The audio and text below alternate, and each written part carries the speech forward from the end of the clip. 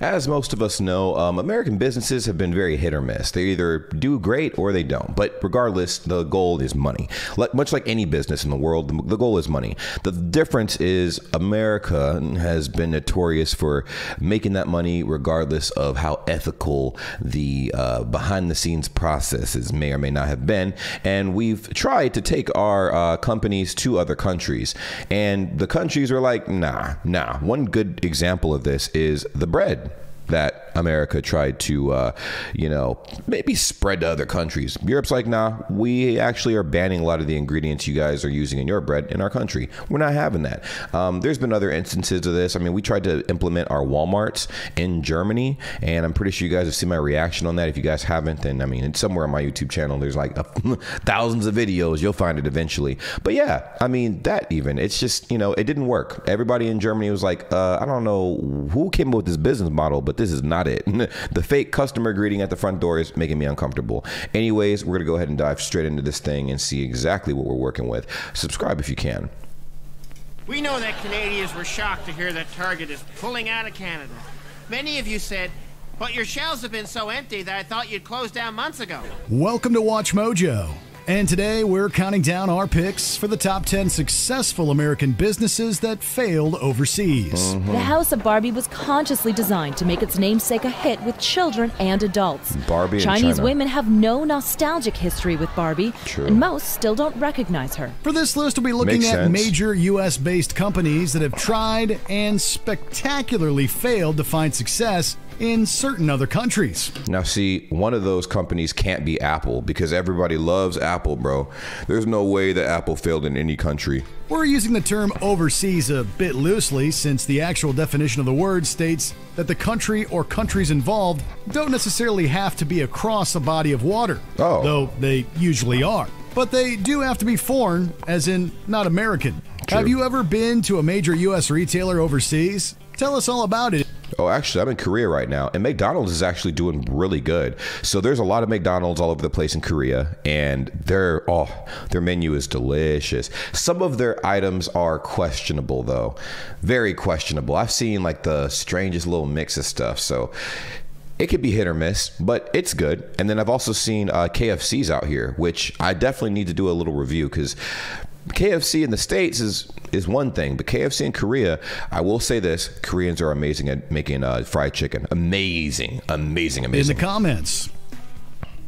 Number 10, Target, Canada. Target is closing all 133. Target failed in Canada, bro? Canada's like second America, like second US. Like it's like United States light, you know what I mean? If you had Coca-Cola and Coke Zero, Canada would be Coke Zero. That's crazy. Of its stores in Canada.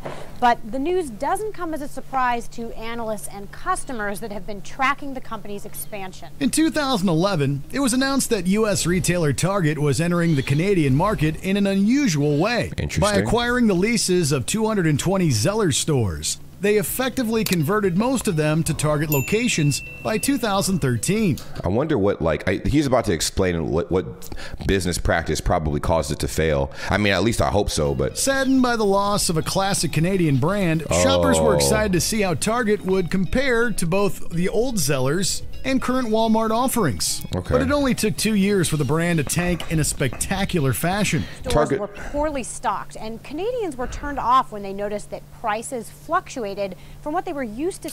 Yeah, I was going to say Target is very expensive. It's known for being expensive. So that's one thing I can already tell off rip that people are not rocking with. They're like, bro, we're paying how much?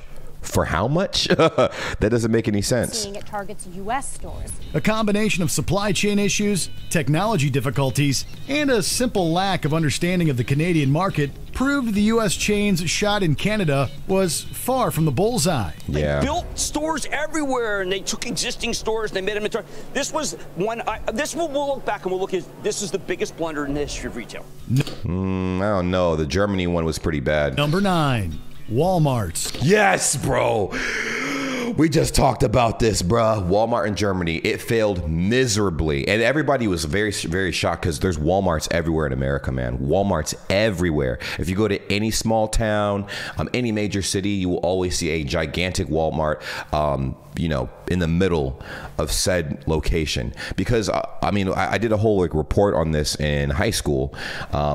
It is a corporation that definitely eats up. It's like Pac-Man's small businesses. It doesn't give them a chance to grow. But they tried that shiznit over in Germany, and the practices and the way that they conducted their business and stuff in Germany failed. But I'll let him talk.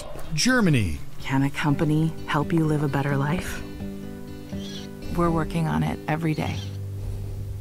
One of the biggest reasons why U.S.-based chains struggle or die entirely in foreign markets has to do with cultural differences. Yes. In some cases, corporations may simply assume that what works in one place will work everywhere. We're able to get toys, treats, stuff that the kids like, and be able to say yes. It just really puts us. It's just people don't like the fakeness, bro. I was asking people off camera, like, yo, why do you think Walmart failed? You know, without like looking at anything, especially like most of my like subscribers at the time were definitely in Germany, and I think even still to this day, people were saying like, dude, people are fake, like just fake. When I'm shopping, I don't want people pestering me about buying food. I don't want someone like, hi, how was your day at the front door? You know what I mean? Just the way they did their whole, even like the way the workers were treated was entirely different in the Walmart atmosphere than it was at any other business in the country. So people are just like, ugh, gross. And it failed miserably. Smile on our face. And that's why at Walmart. A prime example of this was the failure for Walmart to take off in Germany. Opening in 1997, the chain lasted 9 years and took $1 billion loss on the venture. Yikes. Explanations vary, but a common thread among many of them is how German people are distinctly different from the U.S. standard Walmart business practices, like plastic bags, door greeters, and even pre-store opening chants all clashed with the locals. Pre-store opening chants are so cringe, bro. They definitely do this specifically on Black Friday. On Black Friday for sure. Walmart also required its cashiers to flash smiles at patrons, which a lot of customers thought was flirty and creepy. Yeah, man, imagine you shopping for your groceries and stuff like that. You got someone, you know, smirking at you and stuff. Man, what you want, bro? Leave me alone, man. Leave me alone. Number 8, Wendy's, Japan. Welcome to Wendy's. What would you like? Whoa, I did not know that. Fries? Introducing Wendy's new fries. Wendy's is good, bro. I'm not gonna lie. Wendy's is good, but I think this is, I don't know why it failed, to be honest. I don't know how it failed. Guaranteed hot and crispy. Having expanded to Japan in 1980, Wendy's managed to keep Dave Thomas's famous burger chain open for almost 30 years. I think I'm onto something. All 71 locations were closed at the end of 2009, leaving fans wondering if they would ever return. Heavy competition from McDonald's and Burger King seemed to be the largest reason for the withdrawal. The company did return again in 2011 with 3 new stores, but failed again to capture any significant market share. They ultimately decided to simply acquire the Japanese-based First Kitchen chain and rebrand it. They began offering Wendy's items alongside the store's original menu. You really can't get much for $5 these days, unless... Yo, I remember this commercial. That's actually crazy. Is that a real song? Number 7. McDonald's, Jamaica/the Caribbean. Oh. There's very little argument to be made. No, BTS, let's go, man. About McDonald's being the top burger joint across the globe. Yep. Got the BTS meal at McDonald's. They had a BTS meal at McDonald's and I didn't know about it?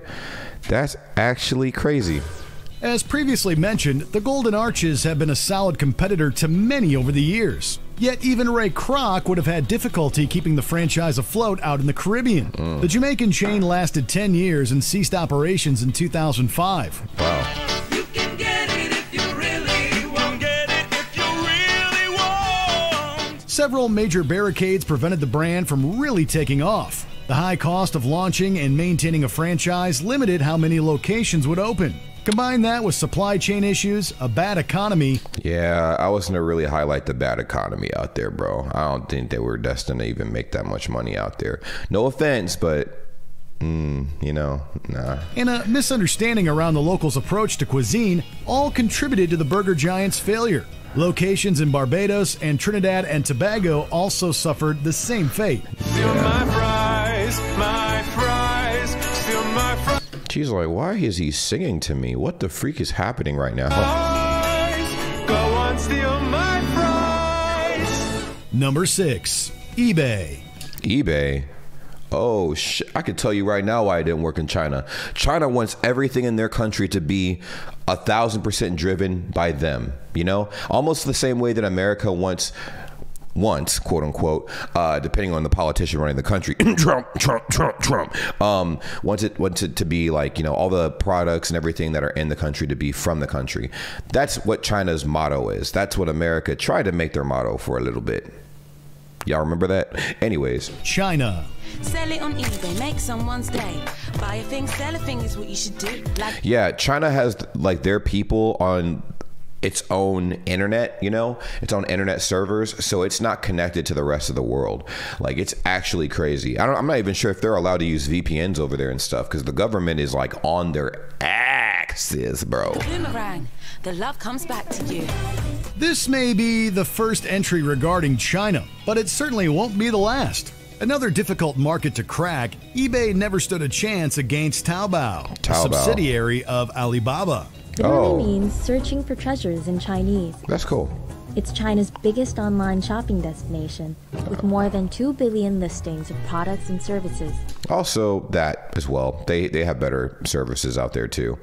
I mean, I know a lot of people would not like to admit that, but yeah, they definitely do. They 1,000% do. Launched in 2003 as an eBay competitor, Taobao understood the Chinese market far better than its U.S. counterpart. Absolutely. eBay charged for listings, whereas Taobao's were free. Perhaps the most significant difference, though, was the ability for customers to instant message directly with sellers on the Taobao platform. That is something we need to do here. I'm pretty sure that's what Facebook Marketplace is. Facebook Marketplace allows you to do that now. But yeah, I'm not even sure if eBay is thriving right now. I have not heard anybody talk about eBay in a long time. So I would not be surprised to hear that eBay went out of business in a few years. Shopping on Taobao is never a chore or a task. It's a fun, interactive, entertaining journey that keeps Chinese consumers spending nearly 30 minutes every day on the platform. Wow. This real-time communication gave buyers a more intimate relationship with the seller. That's something cool. eBay couldn't offer and was important to the locals. Yeah, that's like, it's like a more intimate relationship with the seller, like they were saying, than it is here on eBay. eBay, it's like, all right, cool, I got this product for you, boom. And like, let's say you order something. A lot of times what I've heard is people get a watered down version of what they paid for. Like what they were expecting to get turns out to be less than quality when they receive it. So this kind of eliminates that, having an intimate relationship with your buyer. I think that's great business practice in general. You know what I mean? The company pulled out in 2006. Good. Number 5, Mattel. Mattel. I don't even know what Mattel is. If Chinese girls embrace Barbie's pink kingdom, an American mainstay could find new life in China. Except it didn't. Mattel learned the hard way what many of the companies on this list also learned. Study your foreign market in explicit detail. Yes. However, with its iconic brand Barbie, Mattel hopes to gain significant market share in China, where it has long lagged behind rivals such as Japanese toy maker Bandai. Anyone and everyone in the U.S. knows who Barbie is. So when Mattel went to Shanghai and built a 6th-floor, 36,000 square foot facility featuring Barbie in every corner, they expected massive success. Man, I feel like in general, this is something that needs to be harped up on when trying to expand your company into different countries. I think that's why McDonald's thrived so well in the worldwide. If you notice, the menu is not the same at all when you go from country to country, which is awesome. You know what I mean? I thought that the menu would have been the same, but you go to the Netherlands, McDonald's menu is entirely different than Germany, which is entirely different than Japan and America and all these other different countries. I'm not saying it works in every country, because clearly McDonald's failed in a few countries, but globally it's doing really good. And I think the reason why is because over the years they're like, hey, let's adapt our menu to, you know, adjust to the palate of the locals and stuff like that. That's something that, like, I feel a lot of companies did not really get, but I feel like in the year 2023, most companies are with that shiznit. You know what I mean? Like, they're like, okay, cool. Let's have a department that studies the cultural part of these different countries and stuff like that, so that our business can thrive out there. And if that's not a thing, it needs to be a thing. The 6th-floor dream house features every Barbie ever made, including her new Shanghai friend Lynn, complete with multiple shopping bags. Only one problem. Chinese culture tends to favor educational entertainment versus escapism. Ooh. Shoppers didn't know of or even understand what the point of Barbie was, and so no one was interested. It only took 2 years before the store closed its doors. Damn, 2 years? Damn, yo, Barbie didn't even have a chance. Number 4, Starbucks. Ooh, I gotta hear this, man. Starbucks is like, that's like a global coffee phenom, I think. I like Starbucks. I'm not gonna lie, I like Starbucks. I would have dunked on Starbucks a few years ago, but as I've gotten older and my body's become more, you know, seasoned, I guess Starbucks is something I'll be needing a lot. Awesome. Except they have Starbucks here, but they have so many other coffee shops that are 1,000 times better, to be honest. And I think it's both their practices and what they offer on their menus. Australia. And it's cheaper. 50 years. I wonder if it's the prices. It's just the beginning. Interesting. Similar to an earlier entry about Target, Starbucks tried a massive launch to a market they'd done very little research on. Opening 80... You see the focal point? This is what I was talking about. Do your research on the culture before you start marketing in an entirely different country. Do your research. Understand what is valued out there, and you might get some sales. If you don't do that and you think every country is like your country, you're not going to get sales. If you think that everybody does business the same way your country does business, you're not going to get sales. People are going to think you're disrespectful, or they just simply won't value the item that you have to sell because you didn't take the time to learn about their culture. And the item you're selling probably doesn't translate very well in other countries. Maybe there's another item you could create that is more acceptable in other countries and it appeals to those audiences. You need to do your research. But I think that's something that, you know, for a while America was not doing. I feel like it is more common now, but it probably still needs a lot of work. For locations across the country, locals saw the emergence of the coffee chain as an attempted invasion. When they launched too rapidly and didn't give the Australian consumer an opportunity to really develop an appetite for the Starbucks brand. In a land where coffee was already in abundance, Starbucks faced an upward battle against a surprising adversary, the locals. Wow. Turns out those from down under tend to favor independent cafes versus giant conglomerates. I was going to say this. So being in Korea, that is the one thing I appreciate so much. I mean, there's a billion different things I appreciate about Korea, but the one thing that Korea has taught me to appreciate is the smaller businesses, right? I made this statement in a video, and I really didn't emphasize it enough, but when you're shopping in outlet malls, the outlet malls everywhere in Korea, even like your standard malls or whatever, they allow for equal advertising of smaller brands, right? I mean, they pretty much have the same chance of getting purchased as conglomerates, right? Like big conglomerates. So in America, you typically see the big companies and then the smaller brands are like shoved off to the side and have very little to no advertising because they can't afford it. But here, it's like there's a better chance of thriving with smaller businesses and stuff like that.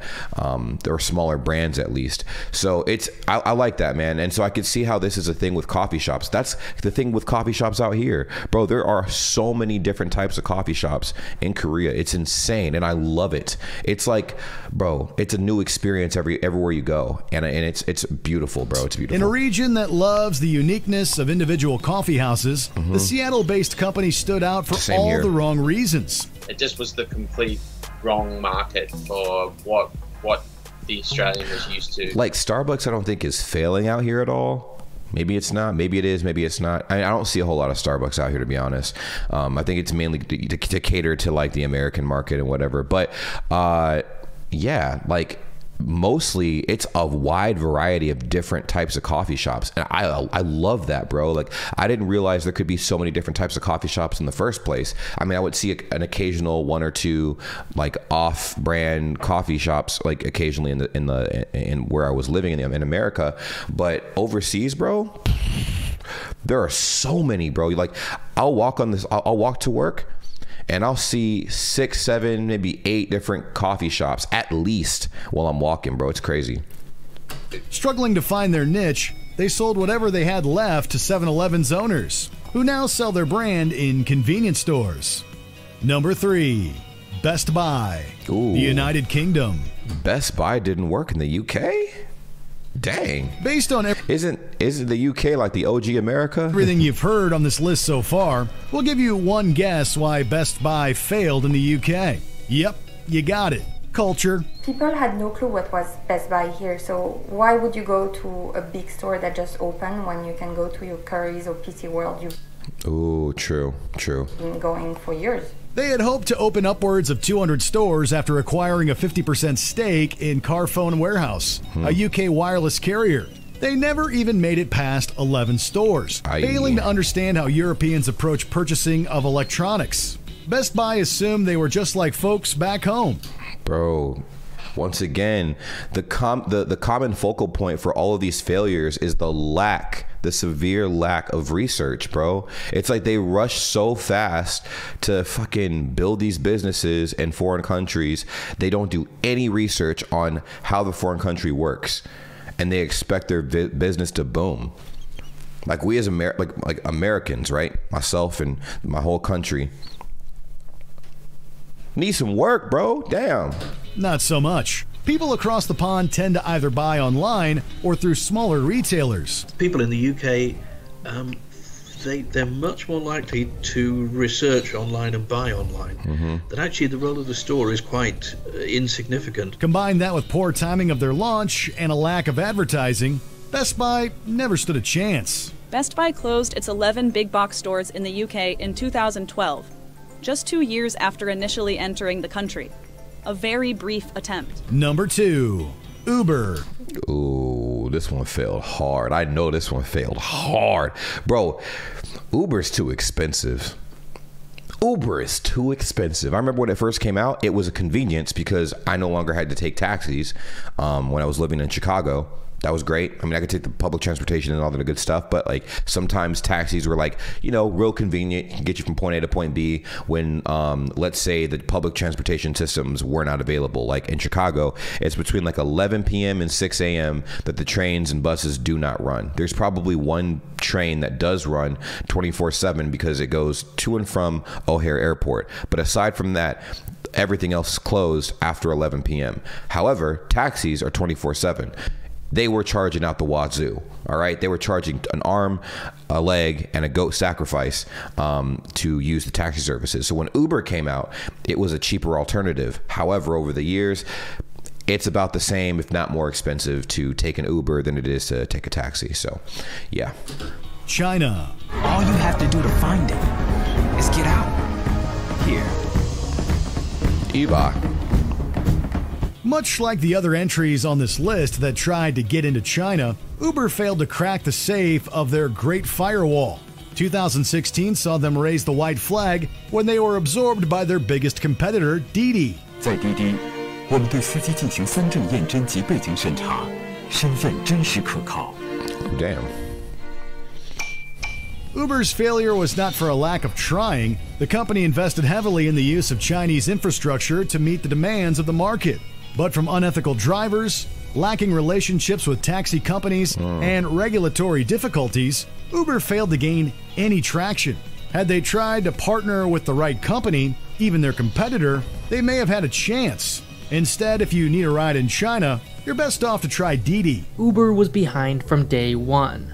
If a Chinese user already had Didi, the only reason they'd switch is if it was that much cheaper. Damn. Before we continue, be sure to subscribe to our channel and ring the bell to get notified about our latest videos. You have the option to be notified for occasional videos or all of them. If you're on your phone, make sure you go into your settings and switch on notifications. Do the same for my channel. Number 1. Google. Oh, dude, the reason why Google failed in China is because literally they have their own servers, dude. They want their people to use their own networks, their own products. It's like, you know, understandable, but they don't want the influence of the rest of the world in their country. They have like a strong grip on their society. I'm just like, ooh. I think it's a little extreme, but okay. China. Billions of people around the world use Google. Yeah. Except in China. Even the king of search couldn't find a way to make it work in China. They tried, and I know Google definitely tried. They're a very diverse company and whatnot. Google tried entering the market there in 2006, but very quickly learned it was no match for their biggest competitor, Baidu. Formed in 2000, it had one edge on Google they were never going to go near: pirated content. Ooh, damn. I did hear that China is big on pirated content, man. Hey, W China, man. With the ability to easily access music and movie downloads, Baidu created a stronghold Google couldn't breach. Then along came the Great Firewall, and they became even more frustrated with the rules around censorship. It's ironic, right? So they have strong censorship rules, but they'll allow you to pirate movies. So it's actually crazy. I wonder how that works, especially for movies that are banned in China that are shown around the world. By 2010, Google had begun discontinuing their services. Since its departure, Chinese consumers have learned to live without Google. Although not available in mainland China now, Google does continue to operate a presence there through Google Hong Kong. What are the chances that Google Search will ever come back to China? Or that Google This is the CEO. Cloud would ever come to China? You know, today we don't provide most of our signed-in services in China, and I don't see that changing. Do you agree with our... Yeah, well, that was pretty awesome. Let me know what you guys think in the comments down below, but gave you guys my thoughts and feelings on that stuff, so I'll see you soon. Peace.